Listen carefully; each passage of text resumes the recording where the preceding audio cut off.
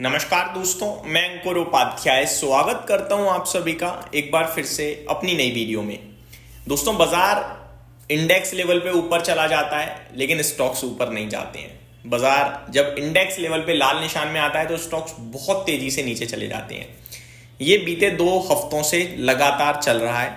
लेकिन आप अगर ध्यान से देखो समझो मार्केट को, तो मार्केट एक्चुअली में ऊपर नीचे कहीं कुछ कर ही नहीं रहा। अब मान के चलो अगर 25,200 पे निफ्टी है तो जब 25,050 आएगा तो 150 पॉइंट लाल निशान दिखेगा, और अगर 25,050 पे निफ्टी है तो 25,200 होगा तो 150 पॉइंट हरे निशान में दिखेगा। लेकिन एक्चुअली में क्या हुआ? एक्चुअली में वहीं का वहीं है बाजार। सेम चीज बीते 3 ट्रेडिंग सेशन से चल रही है। 24,600 से 25,200 तक की हमने जर्नी तय करी, 600 पॉइंट निफ्टी चला, लेकिन स्टॉक्स नहीं चले। ये सबका सवाल है भाई साहब, स्टॉक्स चले तभी निफ्टी चला, तभी इंडेक्स ऊपर आया।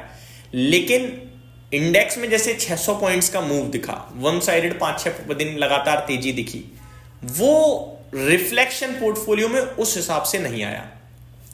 पोर्टफोलियो अगर 4% गिरी थी तो 1% रिबाउंड हो पाई, ये सच है।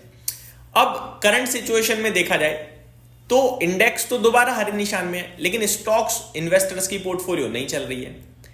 लेकिन सवाल ये उठता है कि इंडेक्स कोई अपना वजूद तो रखती नहीं है। इंडेक्स अगर ऊपर है तो कुछ ना कुछ तो ऊपर है। तो क्या है वो कुछ ऊपर? वो है मेटल। दोस्तों, आप सभी को याद होगा भी 2 दिन से लगातार मेटल स्टॉक्स पे बात कर रहा हूं। जब ये गिरे थे तो मैंने आपसे कहा कि मेटल इंडेक्स लाइफ हाई से 1% नीचे है, और यहां अगर 1-1.5% की और करेक्शन आ जाए तो अपॉर्चुनिटी बनेगी लेने की। और मैंने आपके साथ कुछ स्टॉक्स भी शेयर करे थे, जैसे कि हिंद कॉपर, हिंदुस्तान जिंक और वेदांता, और स्टील से टाटा स्टील। अब क्यों करे थे? उसके पीछे रीजन था बेस मेटल्स। तो पहले मैं मेटल इंडेक्स की अपडेट देना चाहूंगा। फ्रेश लाइफ हाई हिट कर दिया है आज मेटल इंडेक्स ने एक बार फिर 10,373 का, और अभी 10,300 पे ट्रेड कर रहा है। ऊपर से 73 पॉइंट नीचे भी आ चुका है। 1.5% इंडेक्स ऊपर है, और मेटल इंडेक्स में जितने भी शेयर्स हैं, एक वेल्सपन कॉर्प को छोड़कर सब हरे निशान में तेजी में है। वेदांता 1.25% ऊपर है, टाटा स्टील 2% ऊपर है, और अगर मैं आगे आप सभी के साथ बात करूं तो हिंद कॉपर 4.25% ऊपर है, और हिंदुस्तान जिंक 3.5% ऊपर है। दिन के दौरान पहली वीडियो में भी मैंने ये सेम नाम आपके साथ डिस्कस करे थे। तब केवल हिंदुस्तान जिंक में तेजी थी, बाकी हिंदुस्तान कॉपर में तेजी थी, बाकी हिंदुस्तान जिंक और वेदांता तो लाल निशान में था उस समय, लेकिन अभी तो ऊपर आ गया है। अब सवाल उठता है यहां से और तेजी बनेगी क्या? तो इसके बारे में थोड़ी सी देर में बात करते हैं। पहले मैं आपको बताना चाहूंगा जरा मेटल्स के प्राइसेस। दोस्तों, बेस मेटल के प्राइसेस की बात करी जाए तो एल्यूमिनियम करीब 1% ऊपर दिख रहा है, कॉपर में 1.5% की तेजी दिख रही है। निकल की बात करूं तो 1% ऊपर है, लेड की बात करूं तो 1% ऊपर है।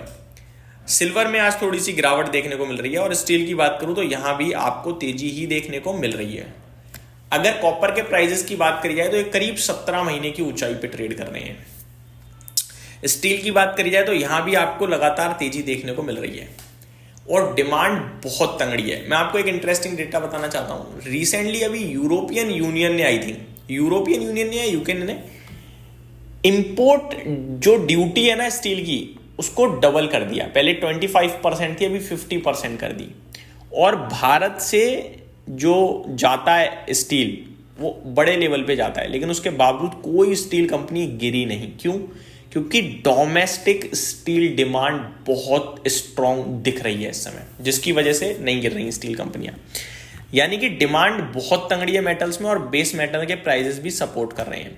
और ये जो कमोडिटी प्राइसेस है ना, इनकी साइकिल आती है, और जब इनकी साइकिल आती है ना, लंबी चलती है भाई साहब, बहुत लंबी। अभी आप देख लो ना, प्रीसियस मेटल्स देख लो, गोल्ड सिल्वर, कैसी साइकिल चल रही है। रुक 1.5 लाख हो गया सिल्वर देखते ही देखते, और गोल्ड 1,21,000। सोच के डर लगने लगा यार, मैं कैसे खरीदे कोई व्यक्ति सोना।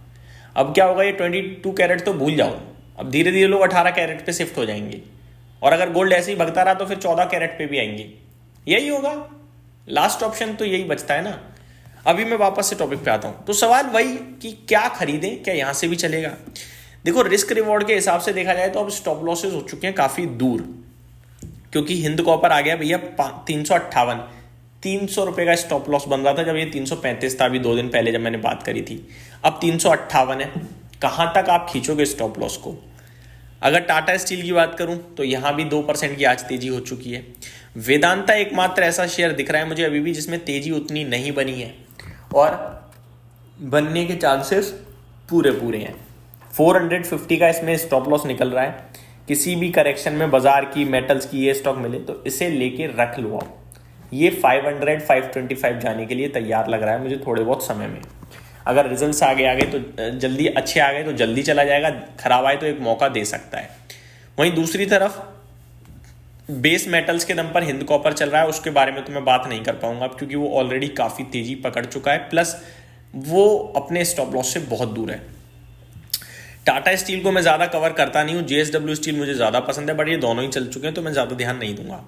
हिंद जिंक की बात करिए तो सिल्वर में भैया अनाप शनाप तेजी चल चुकी है और भी चल रहेगी, नहीं चलेगी पता नहीं, लेकिन अभी तो चल ही रही है। स्टॉक आपका है 507 रुपये पे, 3.5% ऊपर है, तो काम तो कर सकते हैं लेकिन स्टॉप लॉस के साथ। आज तो मूव आ गया है, स्टॉप लॉस से काफ़ी दूर है, जब आएगा नीचे तो मैं आपके साथ जरूर डिस्कस करूंगा। जो लेवल निकल रहा है मेरे पास वो 471 का निकल रहा है, अभी 507 है, यानी यहाँ से करीब 40 रुपये नीचे का स्टॉप लॉस आ रहा है। तो मेटल स्टॉक्स में एक्शन है, नो डाउट एक्शन है, बढ़िया तेजी चल रही है क्योंकि सपोर्ट मिल रहा है ना बेस मेटल से।